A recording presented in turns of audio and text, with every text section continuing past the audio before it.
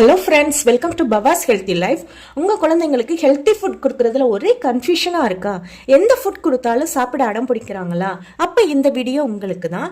இந்த வீடியோவில் ஒரு 7 மந்த்துக்கு மேலே இருக்கிற குழந்தைங்களுக்கு ஹெல்த்தியான ஃபுட் எது கொடுக்கலாம் அப்படிங்கிற ஒரு ஃபுல் டே ஃபுட் ரொட்டீன் தான் இந்த வீடியோவில் பார்க்க போகிறோம். ஸோ வீடியோவை ஃபுல்லாக பாருங்கள், ரொம்ப யூஸ்ஃபுல்லாக இருக்கும். This is Priya Ranganathan. நாங்கள் ஹோம்மேடாக herbal hair oil and health mix ப்ராடக்ட்லாம் ரெடி பண்ணி கொடுத்துட்ருக்கோம். அண்ட் எனக்கு 3 குழந்தைங்க இருக்காங்க.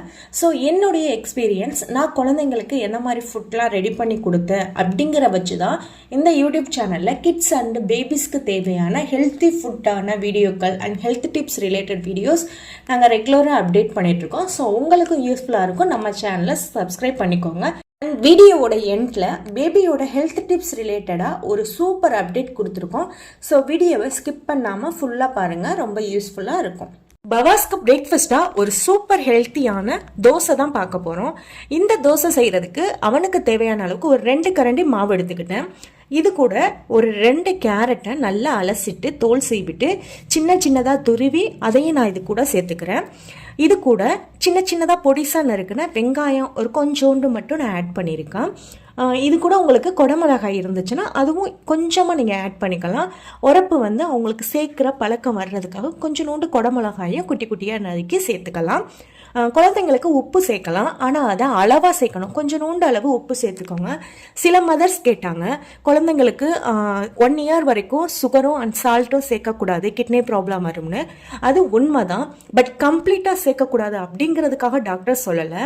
சில மதர்ஸ் அதை பற்றி சரியாக கேர் பண்ண தெரியாமல் குழந்தைங்களுக்கு அளவுக்கு அதிகமாக சுகர் சேர்க்கறது, சால்ட்டு சேர்க்கறது. ஸோ இதனால் குழந்தைங்களுக்கு நிறையா ஹெல்த் இஷ்யூஸ் வரும். இதை அவாய்ட் பண்ணுறதுக்கு தான் அவங்க கம்ப்ளீட்டாகவே நீங்கள் சுகர் சால்ட்டாக கண்ட்ரோல் பண்ணிடுங்க, சேர்க்க வேணாம் அப்படின்னு சொல்கிறாங்க. ஸோ கண்டிப்பாக நீங்கள் சேர்க்கலாம், அளவாக சேர்த்துக்கிட்டால் எந்த பிரச்சனையும் இல்லை.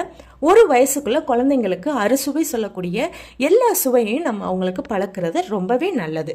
இப்போ இந்த மாவை கொஞ்சமாக தண்ணி சேர்த்து நல்லா கிண்டிட்டு ஊத்தாப்பம் மாதிரி ஊற்றி எடுத்துக்கோங்க.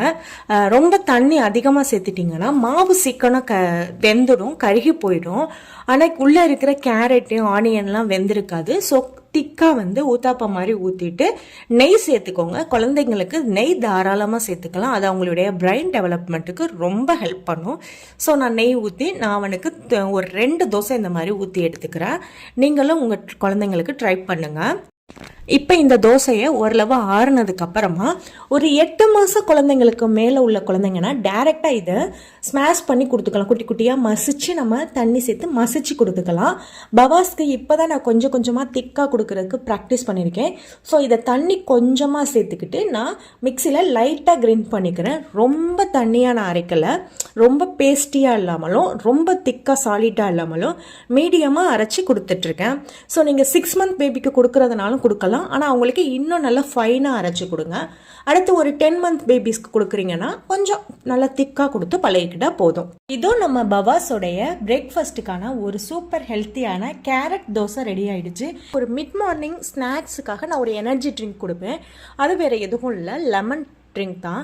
ஸோ விட்டமின் சி வந்து குழந்தைங்களுக்கு கண்டிப்பாக தேவை. ஏன்னா விட்டமின் சி அதிகமாக இருந்தால் தான் நமக்கு ஹீமோக்ளோபினை இன்க்ரீஸ் பண்ணுறதுக்கு ரொம்ப ஹெல்ப் பண்ணும். அதாவது ரத்த சோகை இருக்கிற குழந்தைங்க என்ன தான் கீரை டேட்ஸ்னு நம்ம நிறைய ட்ராப்ஸ் எல்லாம் நம்ம எடுத்துக்கிட்டாலும் சில குழந்தைங்களுக்கு ஹீமோக்ளோபின் இன்க்ரீஸே ஆகாது.